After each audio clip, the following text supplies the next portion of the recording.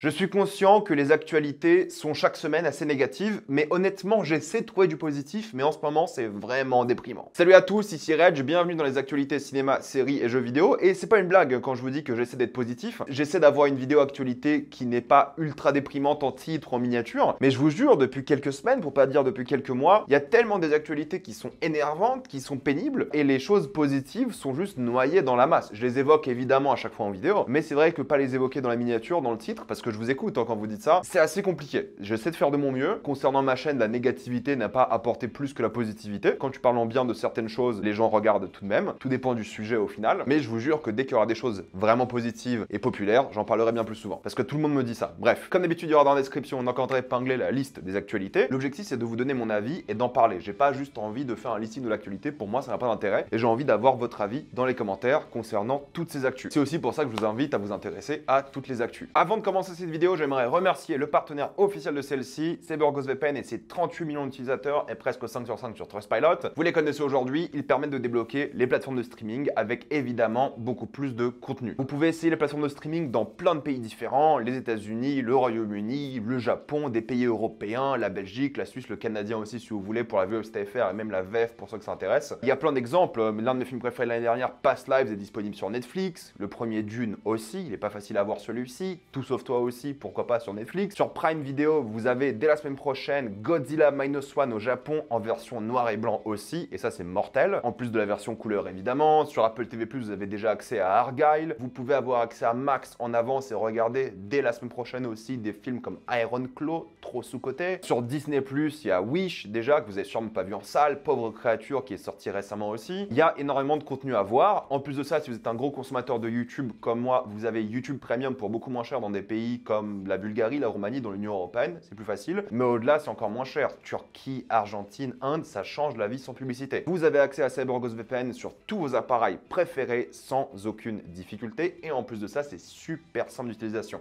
En quelques clics, c'est fait. Vraiment, tout le monde peut le faire instinctivement. En plus de ça, si vous n'êtes pas convaincu, vous êtes satisfait ou remboursé sous 45 jours et vous avez une assistance technique en français 24h7, utilisez le lien dans la description, dans le commentaire épinglé, afin de vous abonner à CyberGhostVPN et bénéficier de 83% de réduction plus 4 mois gratuits. Foncez sur l'offre. Première actualité, c'est Phil Lord et Chris Miller que vous connaissez en tant que réalisateur de beaucoup de films d'animation récemment ou même producteur, mais ils vont réaliser et scénariser un film de science-fiction avec Ryan Gosling. Il a déjà une date de sortie, il sortira en 2026 et normalement le tournage ne devrait pas tarder. Ils sont encore en train de travailler sur le scénario, mais Ryan Gosling sera de retour dans la vie d'un astronaute et je suis très curieux de voir ça. Margot Robbie va produire un film Monopoly. J'espère que ça sera pas sa vie à Margot Robbie maintenant produire des films comme Monopoly, Les Sims, des trucs qui peuvent être intéressants en soi, mais soyons honnêtes, est-ce une carrière de produire des adaptations de licences de jeux vidéo ou de jeux tout court, juste parce que tu sors de l'un des plus gros succès de l'histoire du cinéma? Je ne sais pas, mais bon, c'est elle qui fait sa vie, j'espère qu'elle va pas se cantonner à ce genre de choses, parce qu'elle bosse aussi en tant que productrice sur beaucoup de projets, mine de rien. Belle actualité pour les fans de Sonic 3, car c'est Keanu Reeves qui va jouer Shadow. En tout cas, il va faire la voix de Shadow. Sonic 3, qui est un film que j'attends un petit peu tout de même, parce que j'ai bien aimé les deux premiers, sans qu'ils soient excellents, mais là, il ramène un personnage que les gens adorent, Shadow, et le fait que ce soit Keanu Reeves qui le joue, c'est trop drôle, c'est parfait, je pense qu'on va bien se marrer, le film sera en fin d'année. L'acteur Brian Cox a critiqué le jeu d'acteur de Joaquin Phoenix en tant que Napoléon. Il a dit qu'il a super mal joué, que même lui aurait pu faire mieux, d'ailleurs il aurait dû le jouer à sa place. D'habitude je partage pas ce genre d'actualité, mais c'est juste pour vous dire que premièrement ça n'a aucun sens parce que Brian Cox est déjà beaucoup trop vieux pour le rôle, déjà qu'on avait critiqué Joaquin parce qu'il était trop vieux, mais surtout je le partage parce que c'est trop drôle comme commentaire, le gars n'a plus rien à battre, et surtout ça ressemble encore une fois à son personnage de Succession. Et ça me fait beaucoup trop rire.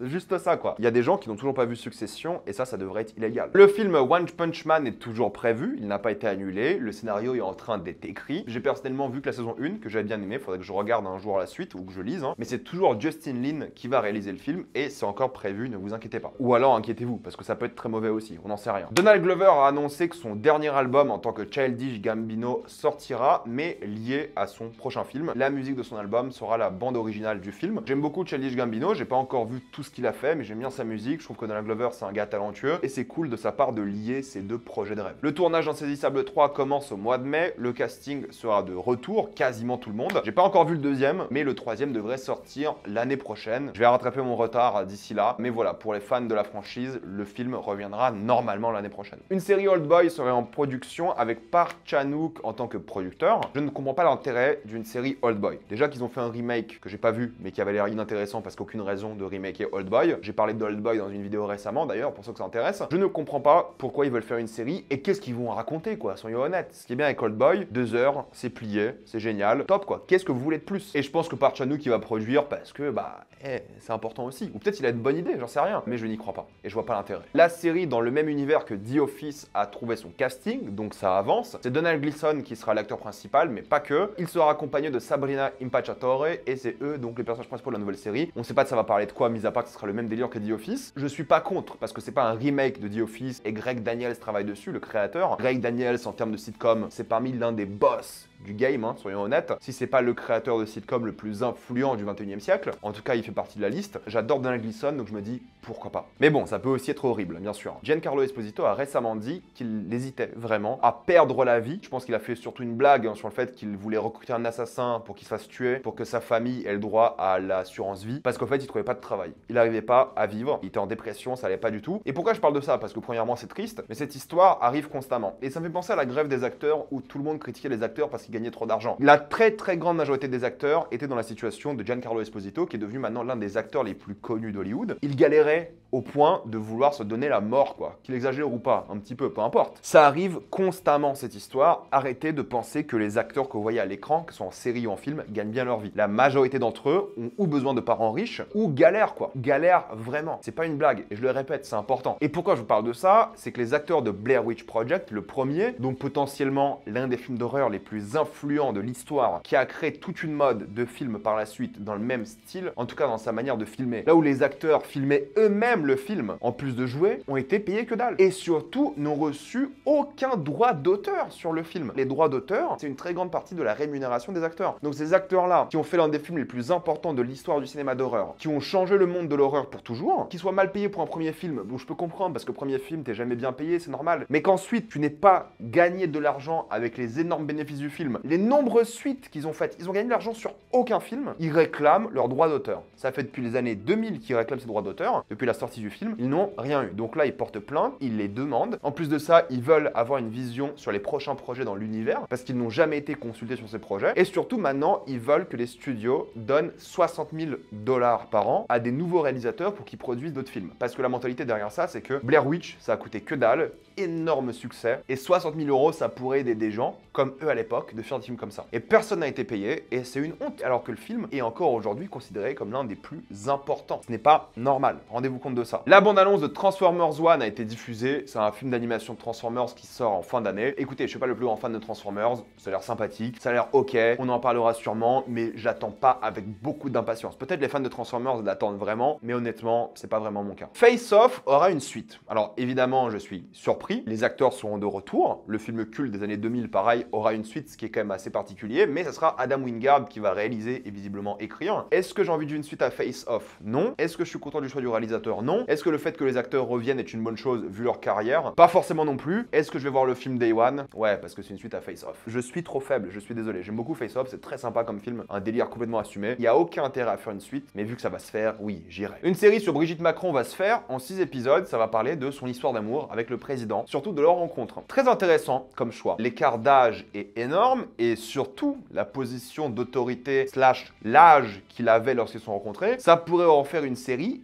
vraiment intéressante. Est-ce que ça sera intéressant? Probablement pas. Je pense que Brigitte va un peu travailler dessus, ça n'a aucun intérêt, on est d'accord. Mais en soi, là, tu peux avoir un truc qui peut être très intéressant sur ces différences d'âge, sur la manière dont ça se fait, et tu peux le tourner d'une manière à la fois romantique et problématique. Et j'aimerais bien qu'il tacle cet axe-là. Ce sera sûrement nul à chier comme série, soyons d'accord, hein. Mais il y a un truc à jouer en soi pour jouer avocat du diable, même si on est tous d'accord, ce sera nul. Civil War a beaucoup énervé cette semaine. J'ai fait 2 vidéos sur le film pour ceux que ça intéresse, ma critique et une réponse aux critiques et à vos commentaires. Mais pourquoi le film a beaucoup énervé? C'est qu'il s'est passé un truc qui est assez particulier. Civil War a partagé des images promotionnelles, des affiches de films officiels qui sont générées par IA. Tout le monde est en train de dire oui, A24, le studio préféré de tout le monde, trop bien, ils sont trop sympas et tout. A24, la preuve là tout de suite, ils en ont rien rien à foutre. N'oubliez pas, hein, le PDG d'A24, c'est pas un fan de film, hein, c'est un mec de finance. Hein. Donc là, au lieu de payer des artistes, ils ont fait 3 affiches, ou 4, je crois, affiches en IA. C'est honteux. Surtout qu'elles sont moches, elles sont géographiquement fausses, et ils voulaient juste économiser sur les artistes. Regardez ce que je vous dis depuis des semaines déjà. Il y avait l'actualité avec Late Night with the Devil qui utilisait 3 images IA, et tout le monde a dit non, mais c'est que 3 images, tranquille. Bah ok, maintenant c'est des affiches promotionnelles. Et j'ai pas fini, hein, on va en reparler dans cette vidéo. Je trouve ça honteux. Il faut payer des artistes pour faire des belles affiches. Et la vérité, c'est que la majorité des gens ne le sauront jamais. La majorité des gens s'en fichent. Il faut payer des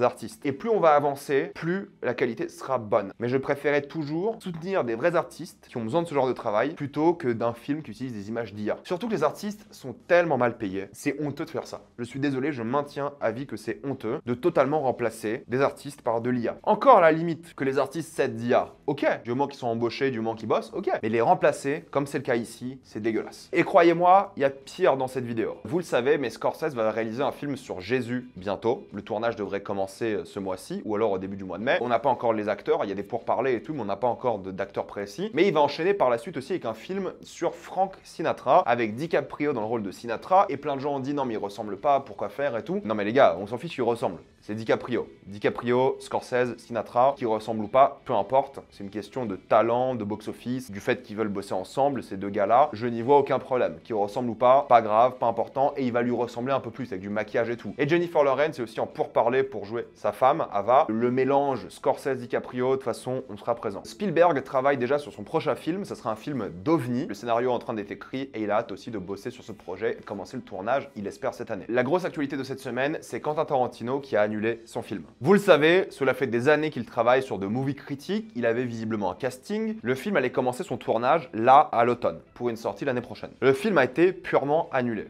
Pourquoi? Quentin Tarantino ne veut pas que The Movie Critic soit son dernier film. Il le dit depuis des années, il veut faire 10 films et puis basta. Et là, avec The Movie Critic, scénario terminé et tout, il ne veut pas que ce soit son dernier film. L'excuse c'est quoi? Il veut préserver son héritage cinéma en disant qu'il a fait 10 films et son héritage s'arrêtait là. Là où il a vu dans sa carrière à lui, beaucoup de réalisateurs continuer et ne plus être au niveau. Lui veut s'arrêter à 10. Je trouve que c'est une bêtise sans nom. Je vais préparer un jour une vidéo bien plus longue sur ça si vous voulez. Mais là, pour vous donner mon avis rapide, oui, il fait ce qu'il veut, c'est sa vie. Oui, s'il veut faire 10 films, ok. Mais l'excuse qui est juste le fait de s'arrêter à 10 parce que t'as pas envie de gâcher ton héritage, c'est débile. Tout le monde s'en fout de ton héritage. Scorsese, 81 ans, il fait encore des films et il fait des films incroyables. Et il continue. Eastwood, il vient de réaliser son dernier film, 93 ans. Ridley Scott, 85 ans, je crois, 86, il fait encore des films. Est-ce que les gens vont plus tard se dire « Oh merde, Ridley Scott, il a fait quelques films pas ouf. Le mec était pas important dans le monde du cinéma. » Non, tout le monde s'en fout, tout le monde le respecte. Qu'il fasse des films pas ouf de temps en temps, tout le monde s'en fout. On va quand même se rappeler de Ridley Scott comme l'un des plus grands réalisateurs de tous les temps. Parce que son impact n'est pas négligé. Et qu'il bosse depuis 50 ans non-stop. Mais tous les réalisateurs, c'est pareil, hein. Tous. Vous pensez qu'un jour on va dire de Clint Eastwood, ah mais le mec, il a fait des films pas fous, on va l'oublier. Non, personne va se dire ça. Personne ne se dit jamais ça. Encore que Tarantino ait des excuses du style, je suis fatigué, j'ai plus envie de le faire, j'ai pas cette créativité et j'ai envie de faire une pause ou m'arrêter, aucun problème. Ça, pour moi, c'est une vraie excuse. Encore une fois, il fait ce qu'il veut, mais je le juge. Pourquoi? Parce que il aurait pu faire autant de films qu'il veut, parce que tu vois qu'il veut faire ses films, mais à la fois, t'as quand même l'impression qu'il a envie que Once Upon a Time in Hollywood soit son dernier film. Parce que c'est un peu son adieu à Hollywood en soi. Et en même temps, il joue sur les films en disant que Kill Bill, c'est un ou deux films, enfin bref. Il a annulé le film The Movie Critic. Et c'est pas fini, parce qu'il avait travaillé sur un film spin-off avec le personnage de Brad Pitt de Once Upon a Time in Hollywood, Cliff. Annulé. Il a écrit un film Star Trek d'horreur, il a annulé. Pourquoi? Parce qu'il veut que son dernier film soit le film ultime de sa carrière. Et ça va tellement le ronger, il va tellement jouer sur ça, que le résultat ne peut même pas être satisfaisant pour lui. Je suis pas dans sa tête encore une fois, hein, mais je trouve qu'au lieu de laisser sa créativité et son amour pour le cinéma, parce que lorsqu'on entend des interviews de lui, putain, le mec est tellement passionné, il aime tellement le cinéma, mec, fais des films, on s'en fout de ton héritage. Si toi, c'est un défi personnel,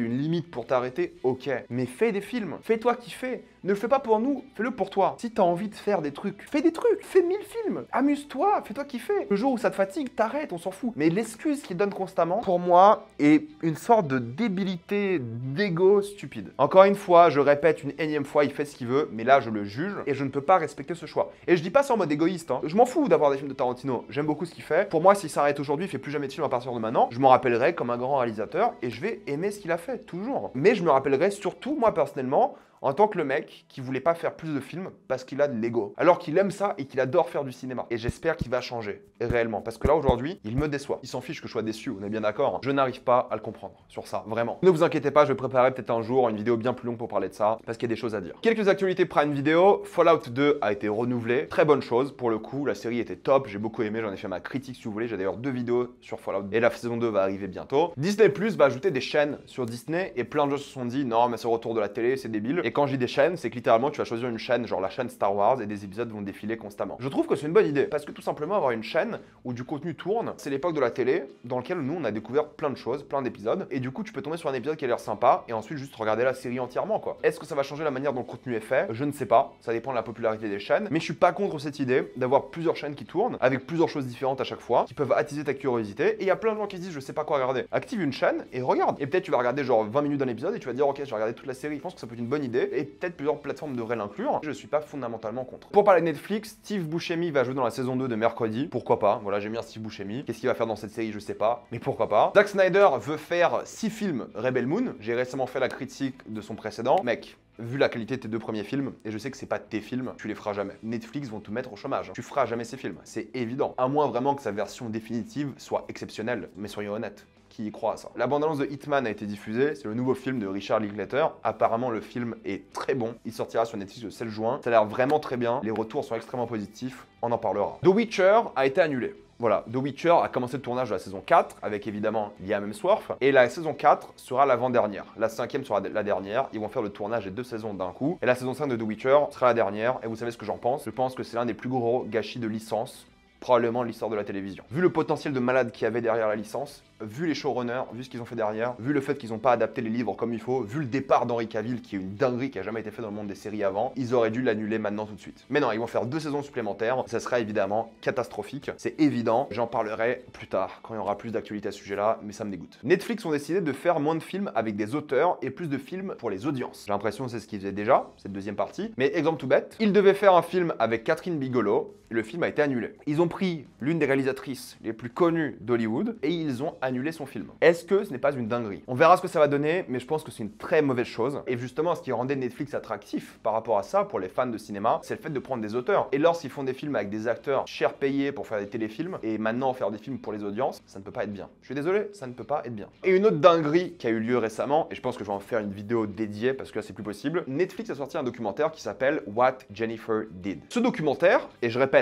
documentaire, utilise des vraies photos de la vraie vie. Mais ils n'avaient trouvé aucune photo de Jennifer qui souriait. Et ils en avaient besoin pour le documentaire. Qu'est-ce qu'ils ont fait? Ils ont utilisé une photo d'IA où Jennifer sourit. Ils ont littéralement manipulé la réalité en disant qu'une photo d'elle existe parce que c'est un documentaire qui doit représenter une certaine forme de réalité, et ils ont trafiqué la photo pour qu'elle sourie avec une IA. Double peine, IA de une, et ils ont littéralement menti pour le marketing et pour le documentaire. Ils ont créé des fausses images dans un documentaire. Mais est-ce que vous vous rendez compte de la dinguerie? Ce n'est pas possible. Comment est-ce que c'est normal de faire ça? Ce n'est pas normal. Je vais faire une vidéo sur les dangers de l'IA, mais c'est dégoûtant. Et c'est l'une des pires choses que vous pouvez faire. Ce n'est pas possible. Ce n'est pas normal. On ne devrait jamais normaliser ça. C'est honteux. Mais ne vous inquiétez pas, on en reparlera en détail. Quelques bonnes nouvelles tout de même avec Furiosa qui visiblement a mis 78 jours à filmer une séquence de 15 minutes qui contient plus de 200 cascadeurs. La hype est colossale. Même si les bandes annonces m'avaient un petit peu déçu du côté un peu virtuel numérique de certaines séquences, ce genre d'actualité-là, croyez-moi qu'on va très bien manger avec ce film et j'ai trop hâte de le voir. Bong Joon-ho, vous le savez, prépare un film d'animation dessiné à la main en Corée. Werner Herzog va jouer dedans.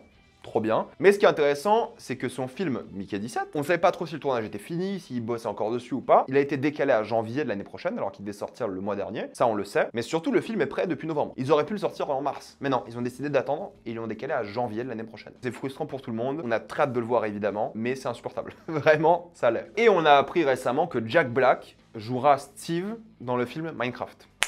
De quoi va parler ce film, s'il vous plaît? De quoi parle-t-il, vraiment? Et ce qui est intéressant aussi, c'est que David Zaslav, le président de la Warner, a vu son salaire augmenter de 25%. Maintenant, il ne gagne que 50 millions par an. Dans un monde où les artistes peuvent même pas se faire payer correctement. Dans un monde dans lequel ils doivent faire grève, le PDG de la boîte se fait augmenter. Littéralement, les artistes qui font vivre sa boîte et qui payent son salaire galèrent de fou et lui se fait augmenter de 25%. Ce n'est pas normal. Le mec en a rien à foutre, vraiment. Quelques actualités jeux vidéo. Fallout 4 a augmenté ses ventes de 7500%. Je suis très content que les gens découvrent Fallout, même si c'est avec le 4, qui est sympathique sans plus. C'est une bonne porte d'entrée. Mais les fans de Fallout, si vous pouvez ensuite jouer à New Vegas, ou alors même commencer avec New Vegas, croyez-moi que c'est bien mieux. New Vegas, le meilleur de la franchise, foncez sur New Vegas. Peut-être commencer avec un peu avec le 4 et tout, mais New Vegas, c'est magnifique. Bethesda a aussi dit que Fallout 5 arrivera après The Elder Scrolls 6. Vu que le 6 va sûrement sortir en 2027-2028, je m'attends pas à voir un jeu Fallout avant 2032-2033. Bethesda, je comprends qu'Elder Scrolls, c'est votre bébé. Je comprends que vous vouliez le garder. Mais faites comme New Vegas et donnez la licence Fallout à quelqu'un d'autre. On va pas attendre 15 ans, et je dis ça de manière très égoïste, je suis d'accord. On va pas attendre 15 ans pour un nouveau jeu Fallout, quoi. C'est pas possible, c'est pas normal. Et encore, 15 ans, c'est gentil. Et une entreprise prépare un jeu AAA d'Invincible. Pourquoi pas, ça peut être intéressant. Et ils ont commencé avec un crowdfunding. Je vois pas comment tu peux faire un jeu AAA avec du crowdfunding ou avec du financement participatif, même s'il y a eu quelques exceptions récemment. Ça me semble compliqué, mais ils sont en train de travailler dessus. Est-ce que le projet va se faire un jour?